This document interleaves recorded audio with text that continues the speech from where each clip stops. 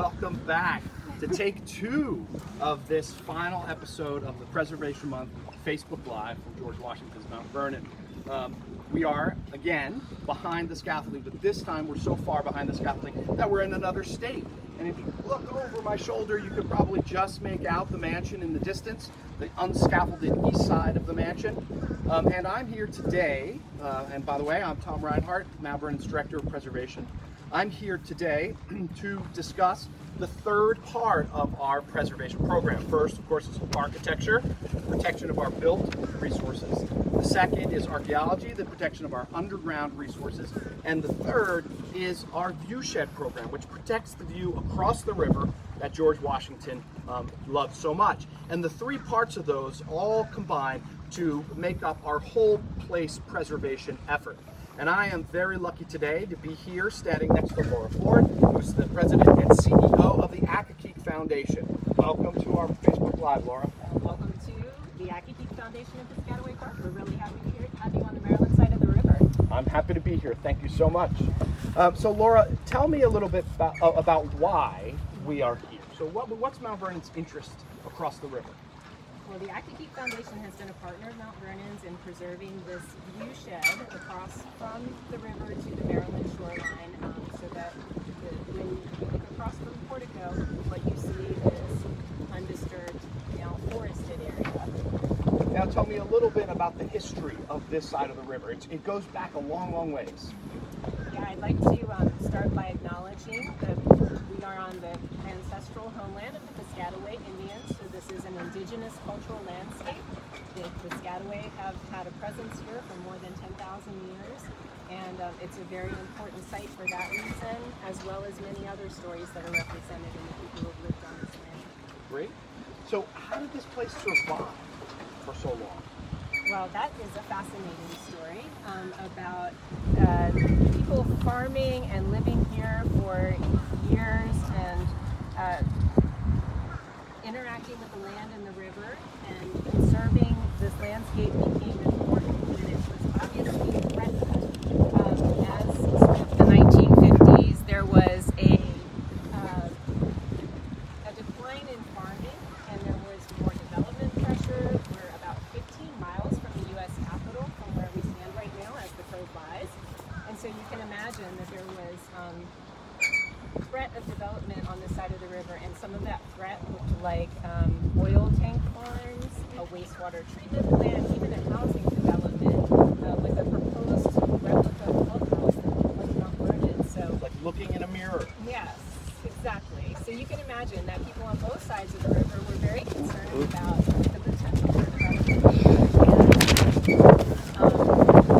So gusty and nice. It is. We like it. It's actually beautiful because it's really hot out here on this dock. So anyone who has been to Mount Vernon and has stood on the piazza and looked across knows the landscape across the river. You would never know that you were less than 20 miles from one of the largest urban areas in the United States. And it's just crazy, and it really shows the effort and the success of your organization and our organization. But we're not alone. We have partners all up and down this coastline of Maryland. Can we talk a little bit about them? Sure. There are many partners working with us on the preservation effort. When Frances Bolton, who is the Mount Vernon Ladies Association Vice Regent from Ohio,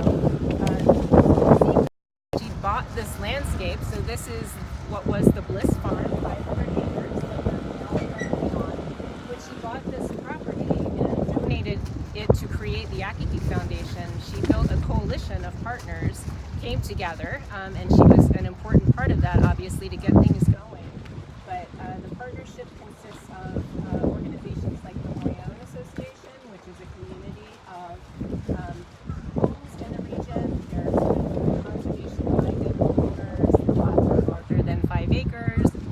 So that community is part of the partnership. The Accokeek Foundation is part of the partnership, and our mission is to preserve the cultural and natural heritage of Piscataway Park.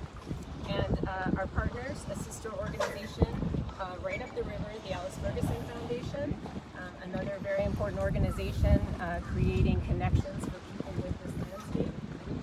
In addition, there are others like county planners and people who are involved in monitoring development in the viewshed and keeping track of what is happening here.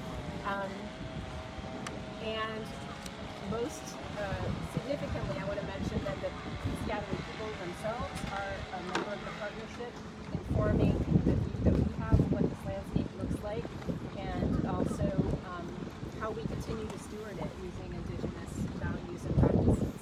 And we can't forget to mention the National Park Service as well, right? The National Park Service is our key partner. We're operating here inside Piscataway Park, which is a part of the National Park Service system. So we're on 200 acres that we steward here, and the park itself is 5,000 acres. It stretches all the way from Piscataway Creek down to Marshall Hall. So it's a very significant piece of land. It includes acreage not only in Prince George's County, but also in Charles County. So multi-jurisdictional, fascinating preservation story. And if I'm not mistaken, it's the only national park that was the only one that was founded to preserve the view, correct, and protect the view. The first park founded to preserve a historic vista. Yeah. Well, and that's amazing that there are so many organizations over here, all so diverse in their missions, but all supporting the preservation of this landscape, both historic and modern, right?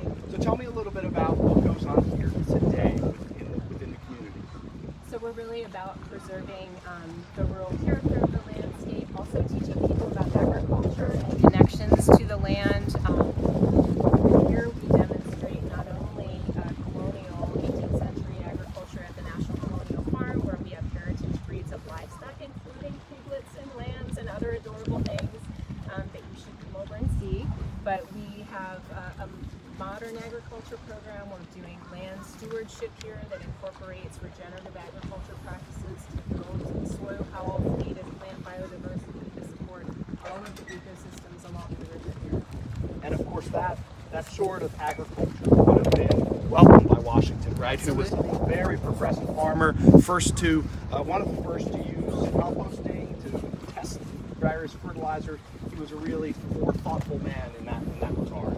I think the other thing that's really interesting is that the National Colonial Farm story is the story of the everyday man. So it's a nice complement to the story of George Washington at Mount Vernon. And I think getting that perspective, again, is really part of what we are accomplishing here. We're really about bringing people together to have the opportunity to learn about one another and connect to the landscape and to each other deeply around their histories.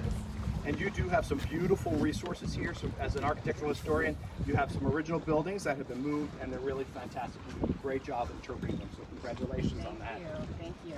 It's been really important to us to include the stories of all the people who were on this land, including us. So we interpret the enslaved characters, we say their names, we are committed to really being inclusive in the way that we tell those stories here at the Colonial Farm, and part of that is the backdrop for our museum here, performances and other things that the National Colonial Farm provides. So.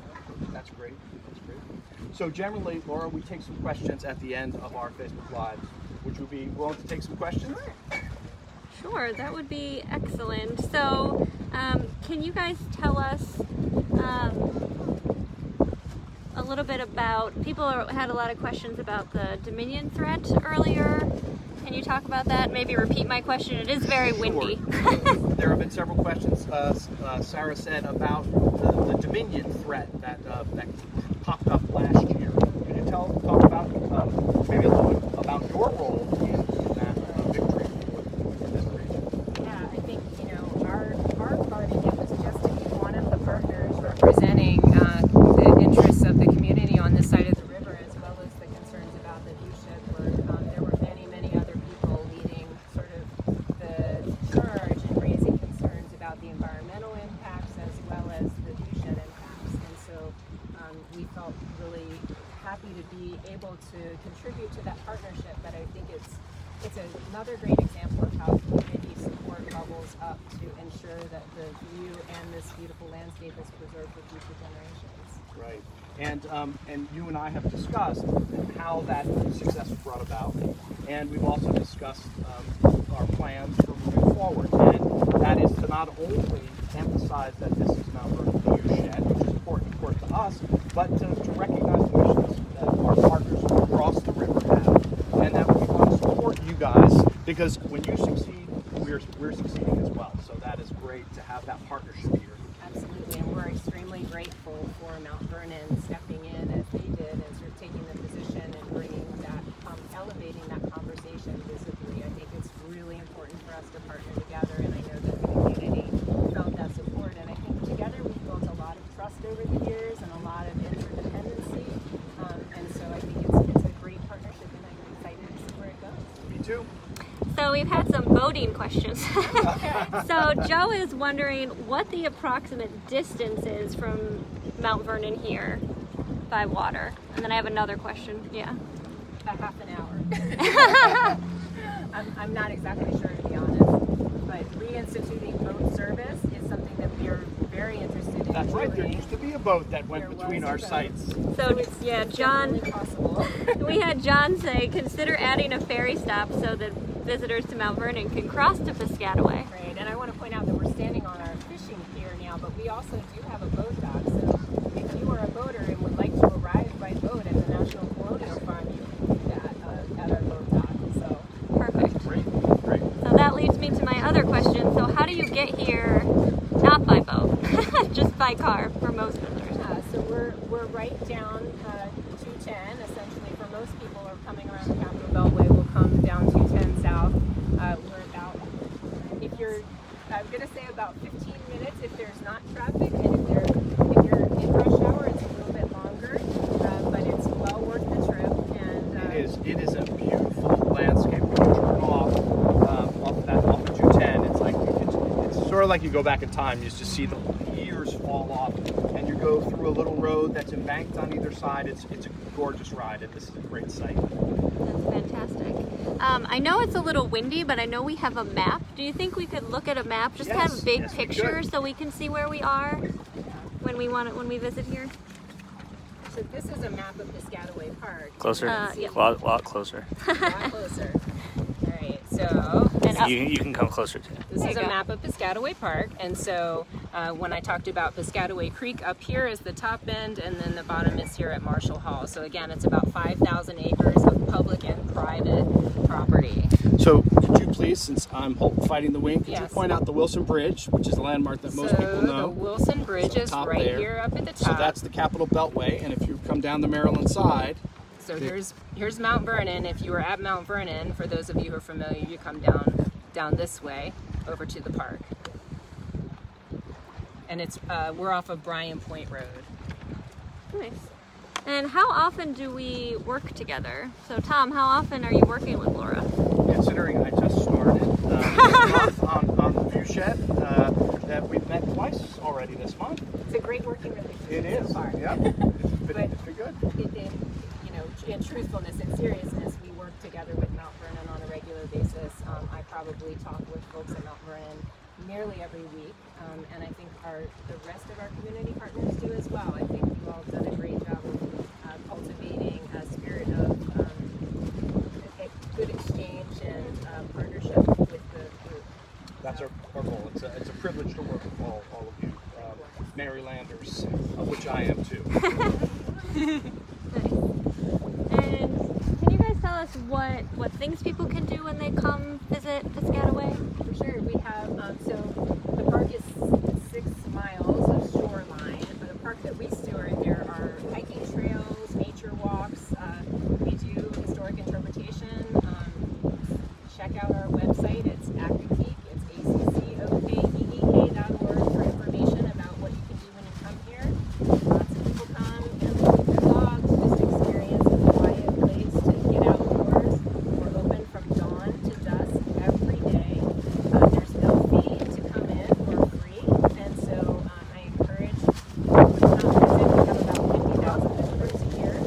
We're sort of a hidden gem. We like to not be. We love to have people spread the word, and we have about 4,000 school children who visit every year for farm-based education. Do you have a membership program? We have a membership program, thank you for asking. So we're supported by members as well as other donors, foundation, corporate funders. But our members are really important to us because they're our network, they're our community.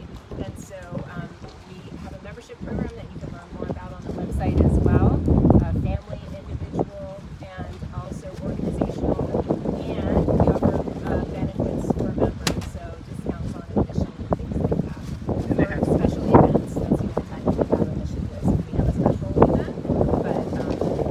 gift shop. You can come out and I was going shop to say, in the it's gift got shop. some good stuff in it, lots of local products, and wonderful tea.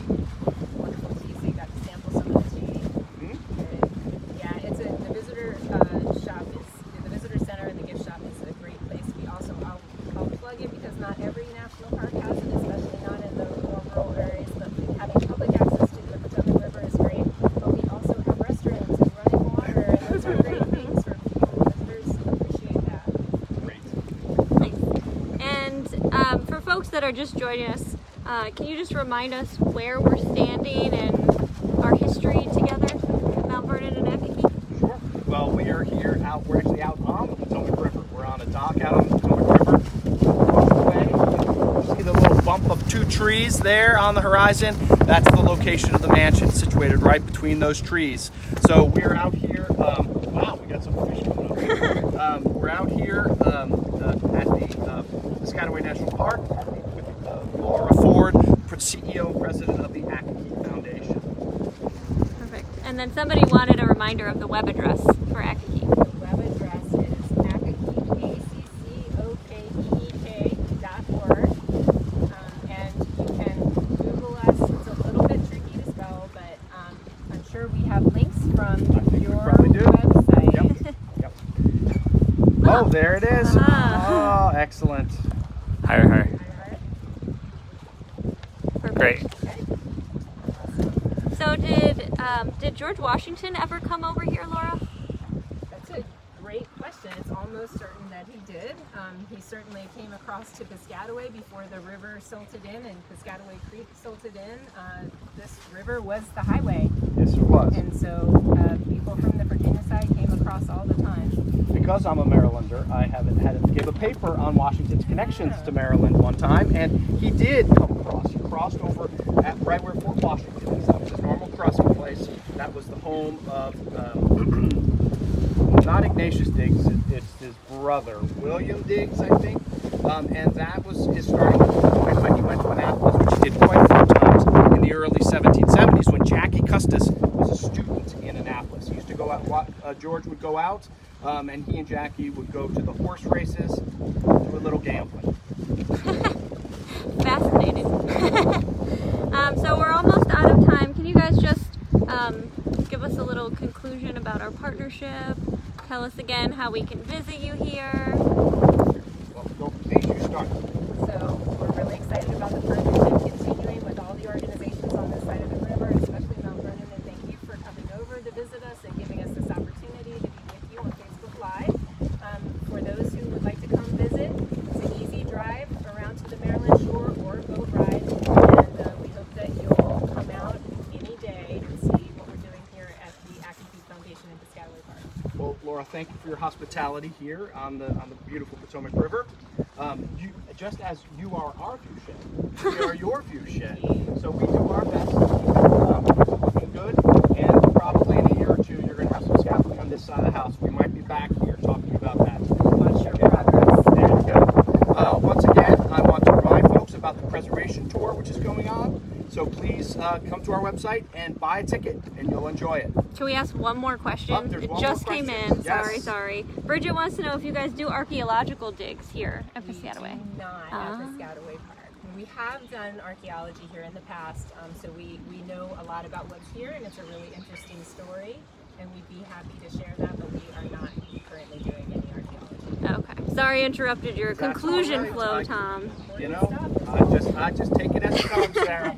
Well, thanks again, everyone, for coming out for this last of our Preservation Month Facebook Lives. But don't be sad, because we will be back. You know, we talked about how that sand gets thrown on the mansion. Well, when we get to the sanding time, we're going to go live, and you're going to get to see the sand flying through the air, just like it did over 200 years ago when Washington's painters painted and sanded that house. So watch our website, watch our social media, because we will advertise that broadcast, because we're not 100% sure when it's going to happen. So stay tuned, stay really close to your phone, and keep watching, because we're going to be ready to sand. Laura, thank you again. Very nice to have a visit across the way, and thank you for being such a gracious host. Thank you for coming. Bye-bye.